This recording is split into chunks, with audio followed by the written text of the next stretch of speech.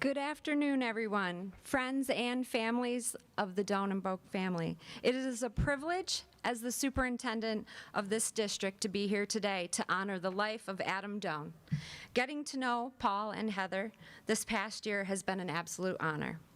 Their drive to not only honor their son, but to create a place for others to conquer their fears and to learn a lifelong skill has been inspiring. Thank you.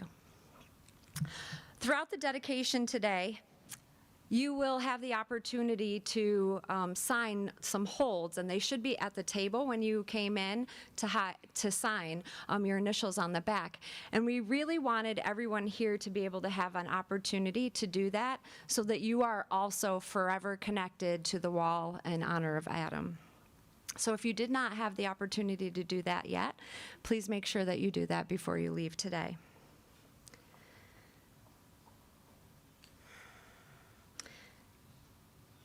One of the great things about this wall is that it not only encompasses the spirit of Adam, but it offers many, many of our students in our community the opportunity to learn something and try something that may be fear-inducing, that may be something they'd like to try and conquer, but it also teaches the skills that we need to learn how to problem solve with each other, to learn how to communicate with the person that's below you, that's helping belay you.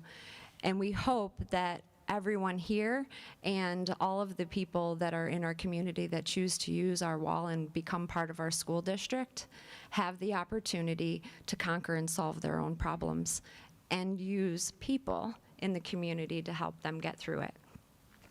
So at this time, I'd like to introduce Adam's father, Paul Doan, and he's going to say a few words directly from Adam.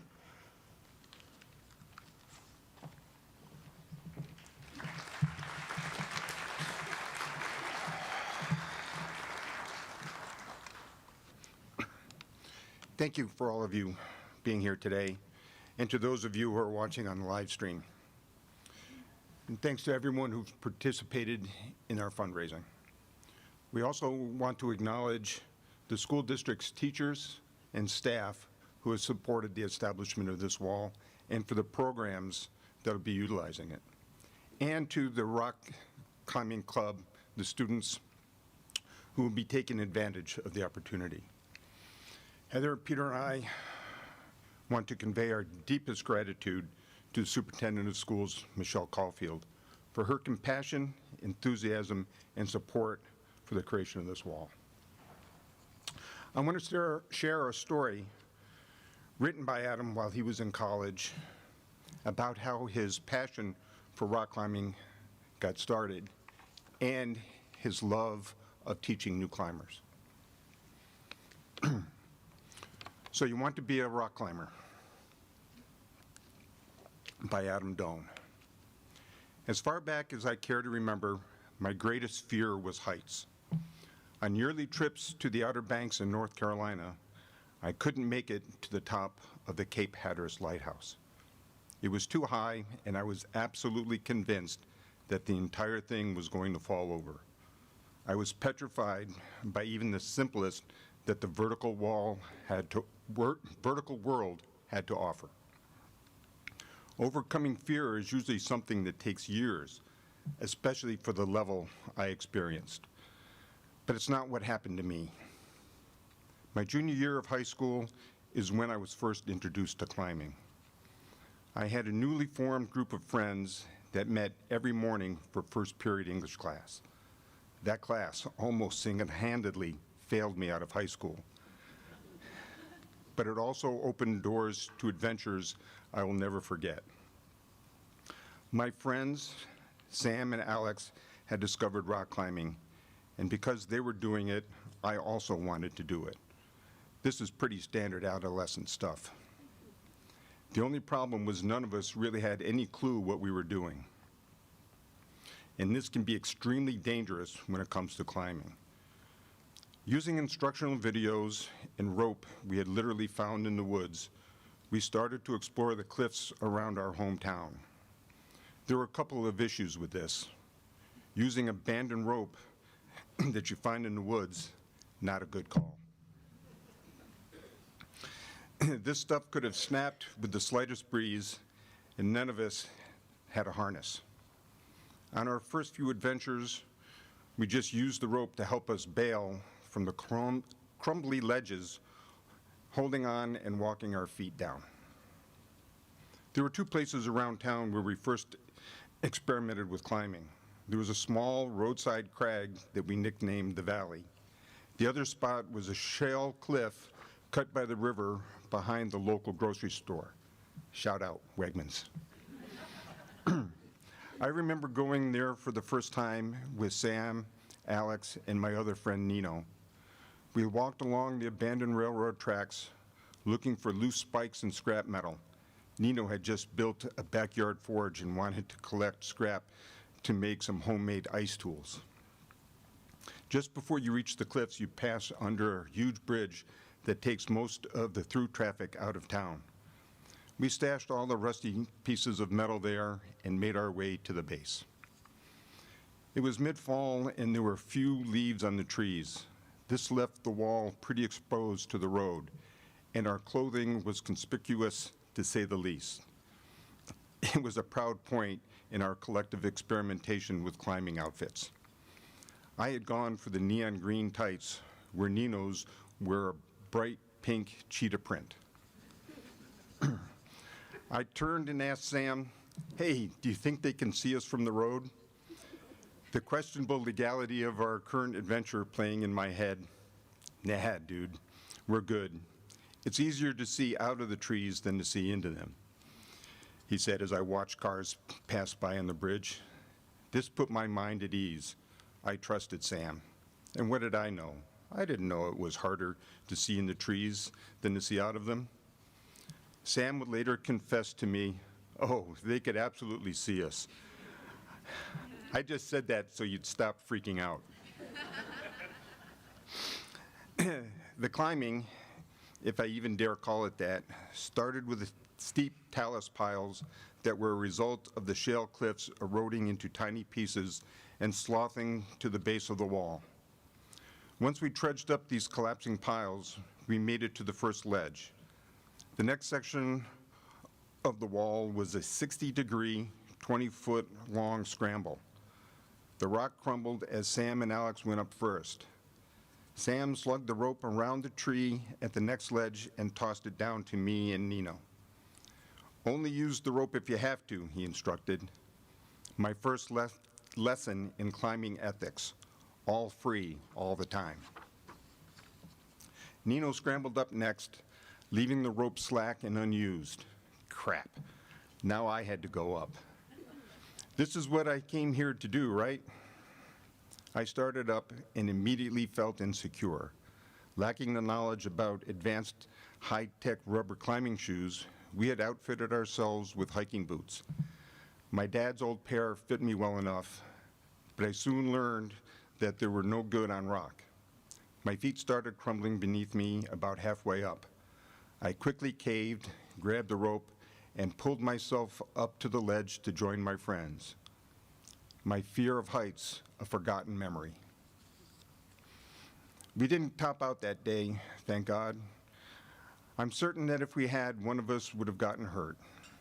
After that, our sketchy approach to climbing continued for a while without any major accidents.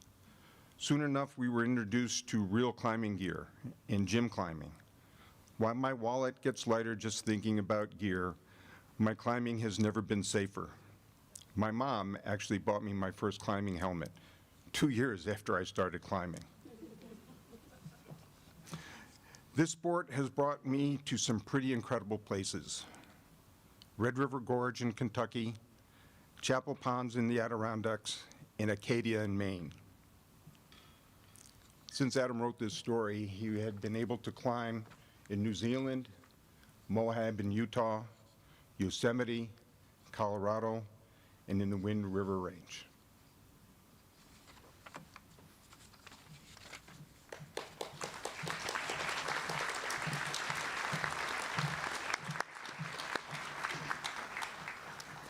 I hope that you all will note the enormity of the wall for a moment.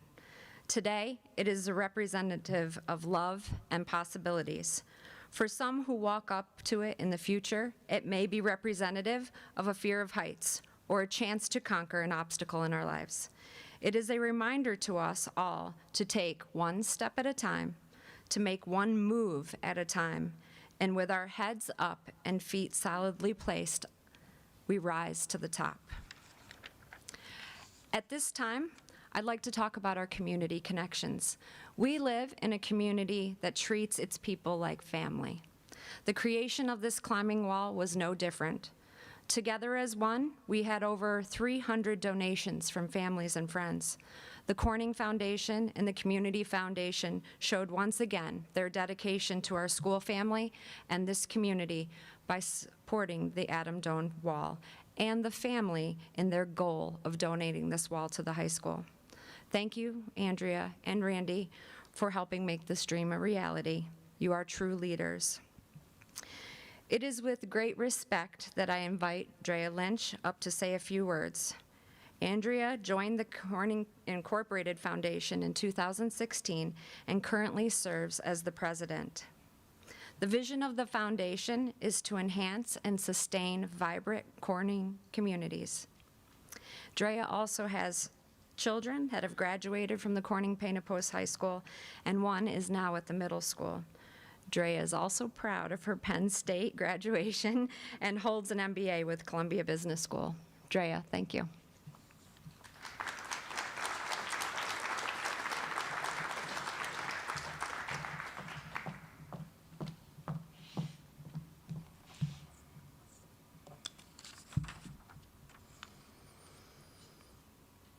Hi, everybody. I'd like to start by thanking Michelle and Robin, wherever she is, and especially Paul and Heather Doan for allowing the foundation to be a part of this dedication and celebration of Adam. I want to speak from my heart because I think we are all here to celebrate a beautiful person. I didn't know Adam, but my sons did through Boy Scouts and Camp Gordon. And when Adam passed, my son called me, and I gave him that speech. If you ever feel sad or depressed, please call or talk with someone you trust, which was important to say. But what I wish I'd said is, I'm sorry. Please tell me about your friend. I'm sure he was special because he was your friend, and you have lost someone who made a difference in your life and cared about the organizations and the places that you care about. I wish I'd said, I'm sorry.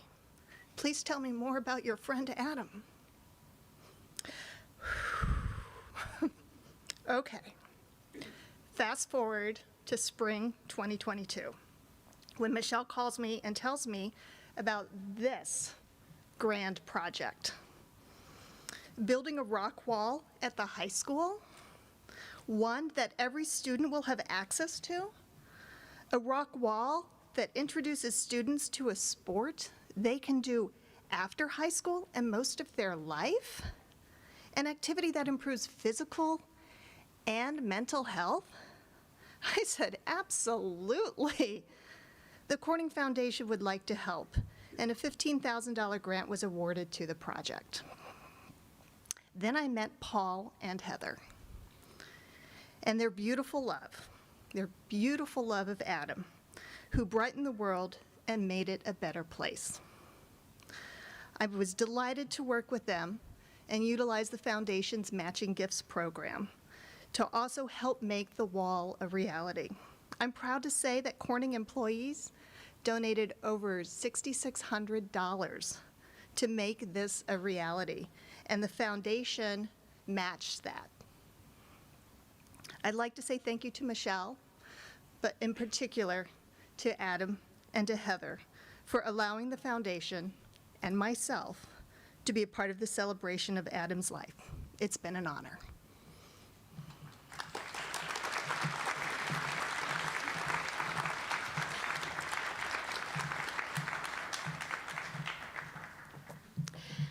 Adam filled his life with family and friends, and it is at this time that we will hear some of them share some of the stories of Adam's life with us.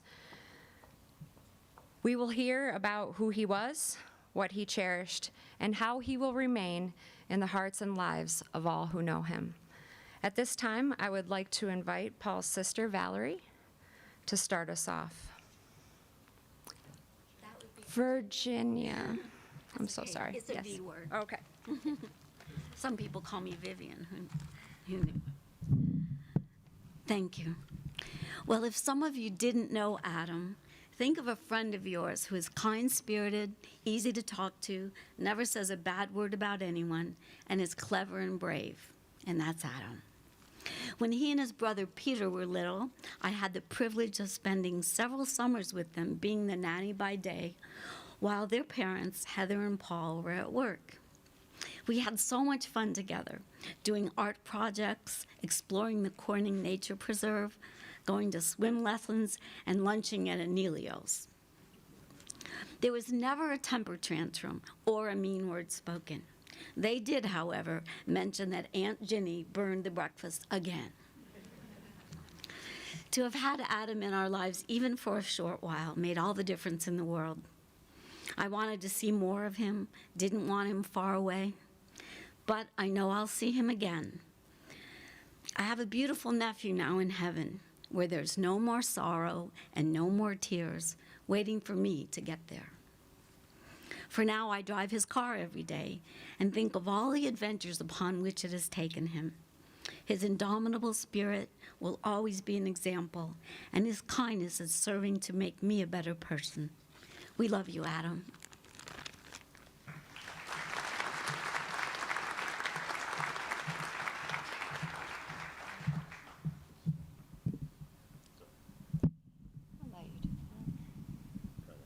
Okay. At this time, I'd like to offer the opportunity for some of our guests to come up and speak. And I'm going to start with one of Adam's former teachers and coaches, Mike Sheffer.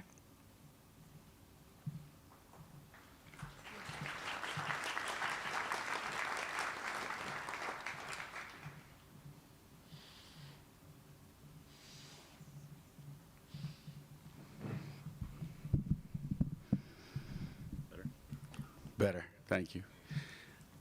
Adam was a member of our golf team for 3 years.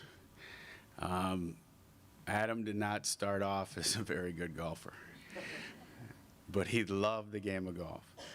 And the reason he liked it is Adam liked to be alone a little bit on the golf course and walking around in the nature and the beauty of it. Adam stayed on the golf team and got better every single year. Adam's third year, he said to me, I'm going to play in the 5-6 spot in every match, and you give me the youngest kid that's going to make a difference in your golf team in the future, and we will win. And I said, okay. They went 12-2 that year. Adam took every young kid that made that bottom spot better. He dragged them around the golf course and told them what to do, and they'd look at me and I said, listen to him. It'll be fine. And they did. So when I was asked to come speak here and everything else, I reached out to 4 of those young men, and they just were telling me story after story about at Union Endicott, like he knew they were down. He said, listen, just don't hit it in the pond, and we're fine. And the kid goes, I didn't know there was a pond there. I said, that's probably good you had Adam. But I enjoyed Adam. He challenged me as a coach. He made me a better coach. He made me a better person. He made the players around him better. And we're all better for knowing Adam Dohn. Thank you.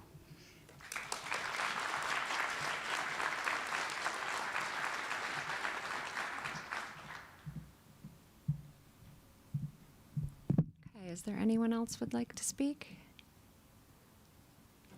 Absolutely.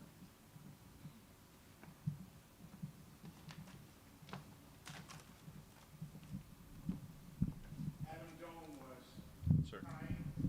it's on the live stream. Please use the microphone. Thank you. Not used to the podium. No worries, sir. That's right. Adam Dohn was kind, generous, and very smart. He loved the outdoors. He loved rock climbing. He loved this wall. he'd also make short work of it and make it look easy. Adam's mother, Heather, would proudly share stories how Adam would hang off the framing around the door frame.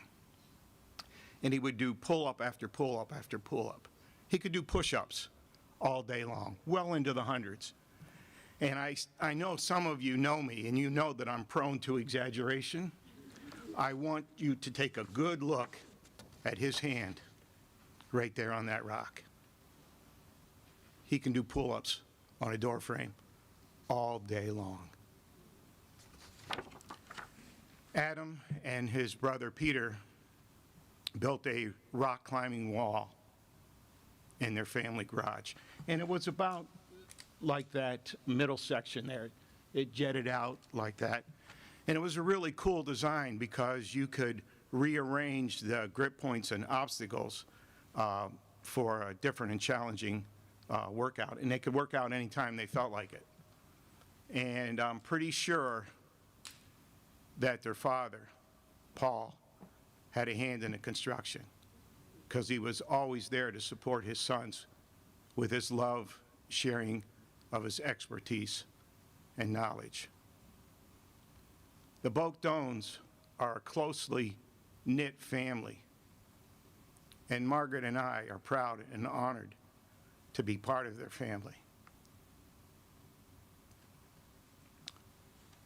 I've known Adam Dohn since the day he was born. I held him in my arms as an infant. When he was a young boy, we used to roughhouse. We'd roll around in the living room rug, roughhouse. And everybody here knows all about roughhousing. You ignore mom, and you roughhouse until somebody gets hurt. So, you know, we're rolling around roughhousing, and things got a little bit too rough, and I whacked Adam on the back of the head. And I said, "Oh, Adam, I'm so sorry. I didn't mean to whack you on the back of the head. Are you all right?" And he turned around and he looked at me and he said, "Jim, it's whack-a-mole, not whacking Adam." And everybody cracked up laughing, except Mom. I'll always remember the look on her face. I had just whacked her son in the back of the head. She was not happy with me at all. I watched Adam grow up. I watched him play baseball.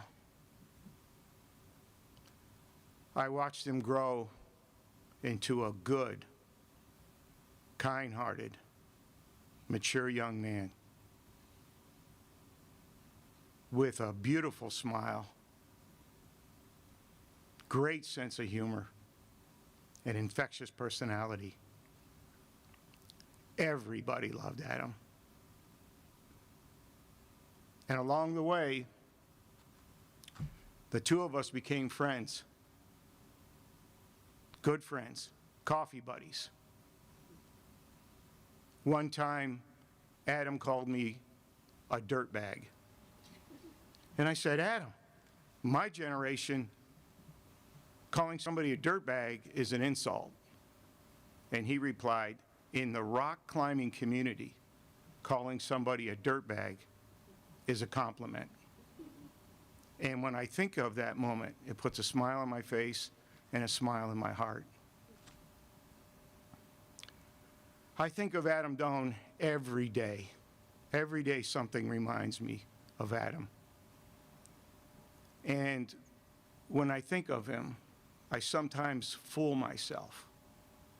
I fool myself into thinking he's just on a semester break, he's off some exotic place, New Zealand, he's rock climbing, he's enjoying the outdoors, and it's just a matter of time till my phone buzzes. Text message, one word, coffee, ? And I know he's back in town, safe and sound. Lately, when I think of Adam, I do a random act of kindness because I want to keep his spirit alive. I love the Doans, and I love Adam, and I'll miss him forever.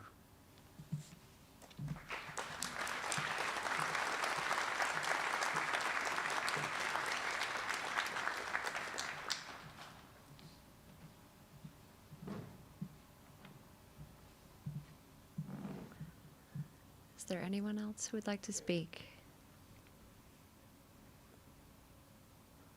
Okay. It is time for the, oh, Peter, yes.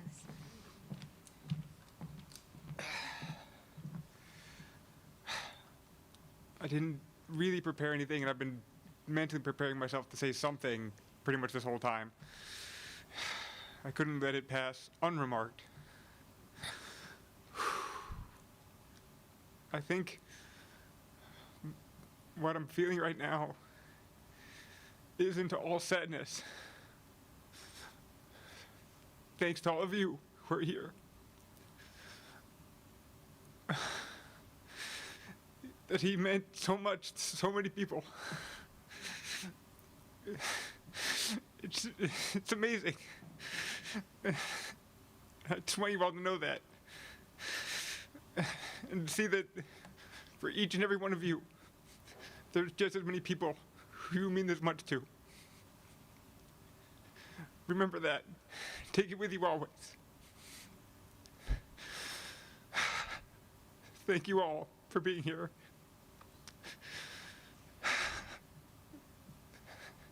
And it's not all sadness seeing you all here. Seeing this all come together, what it's going to mean to so many people. It's one of the nicest and happiest days of my life. So thank you all very much.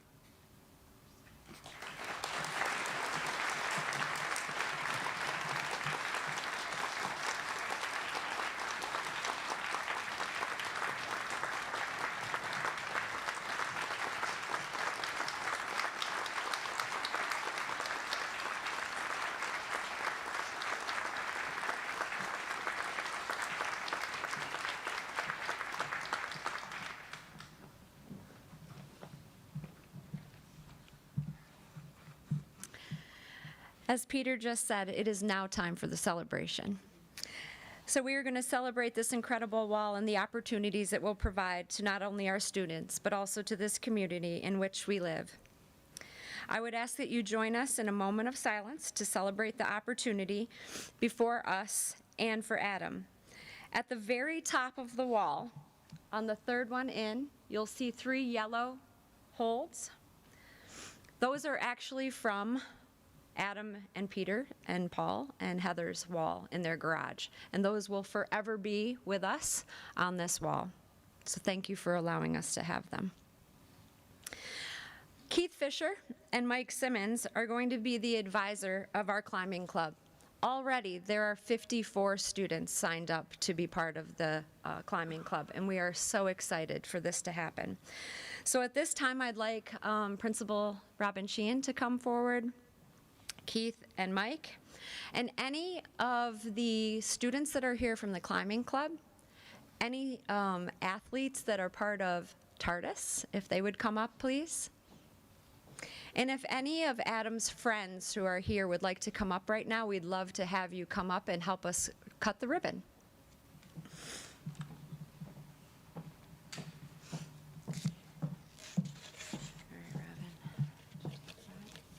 It would be really funny if this ended. It is going to.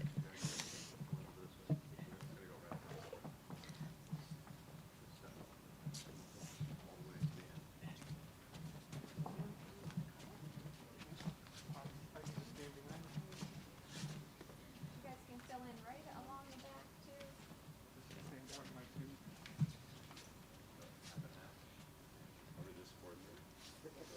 You guys want to come down a little farther? We'd love to get all of you on the back.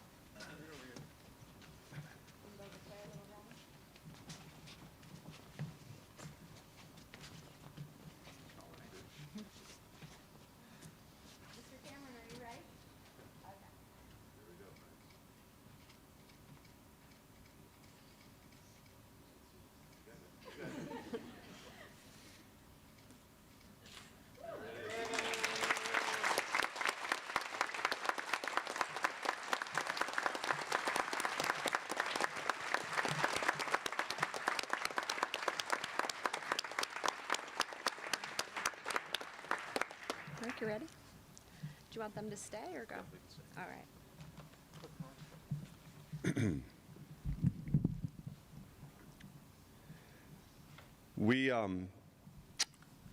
We put out the call about the climbing club about a week and a half ago, maybe 2 weeks at this point.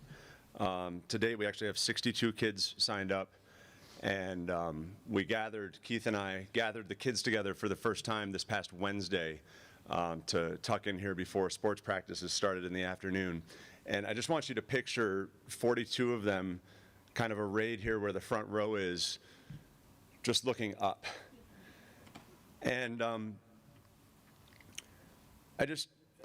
keep this brief, but to think about the opportunity that has been born of tragedy, and to think of all the joy that can help us deal with our sadness, seeing those faces and thinking about the potential, thinking about years on this wall to come, thinking about kids climbing on 3 and being able to touch holds that Adam touched. Those holds aren't going in. The rest of them, we're going to move around, make this way harder and stuff like that, but those 3 are going to be with us for all time. We're so lucky in this district. I think about the last 9 years that we've experienced in this building. I think about all the stuff that came before, and people were really worried about if this thing was going to work, and it's working. It's working. And with resources like this, we're so lucky to have partners like Drea and the foundation and other leaders and doers in our community, people who can catch a vision and help us turn it into reality.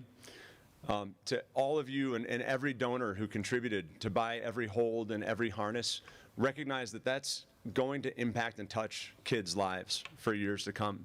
Every time a kid climbs, it's going to be a testament to Adam's life and legacy. We're so lucky for Heather and Paul's vision to honor Adam's life and passions by sharing them with kids across our community, where we can focus on growth and wellness, where we can have Corning's daughters and sons climb and grow and challenge themselves and learn to try and to fail and to try again and sometimes to fail again, but to keep trying and to succeed. Lessons about grit and determination, about setting goals and reaching them, sometimes exceeding them. All of that is to come. The first 10 kids in the climbing club are showing up at 6:15 this coming Monday morning. Keith and I think we're branding it Coffee and Climb, because we're going to need a lot of it. By the end of the week, we're going to have, I think, 35 kids through their first climbs when we check them out on their harnesses, tying in the knots and the rest.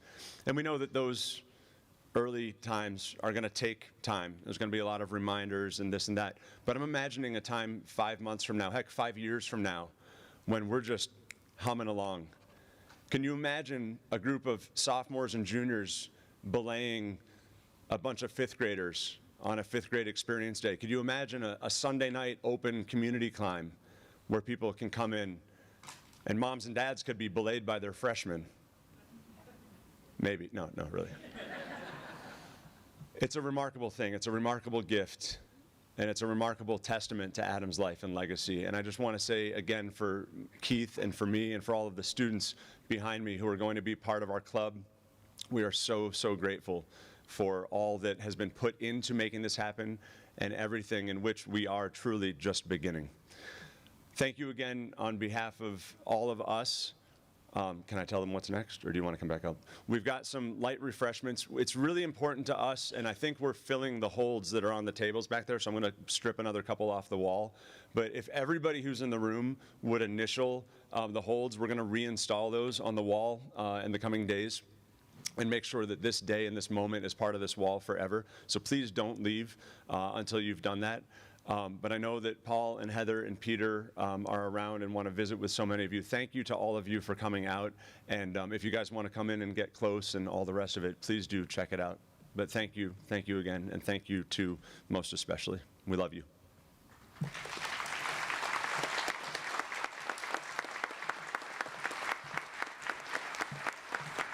I hope you'll take the opportunity to take pictures, come up. Don't climb too high today. All right. Thank you. Thank you all so much. Thank you.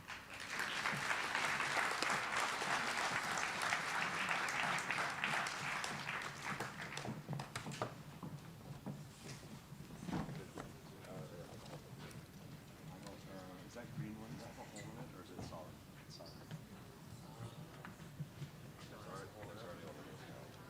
Yeah, no, we just need big real estate.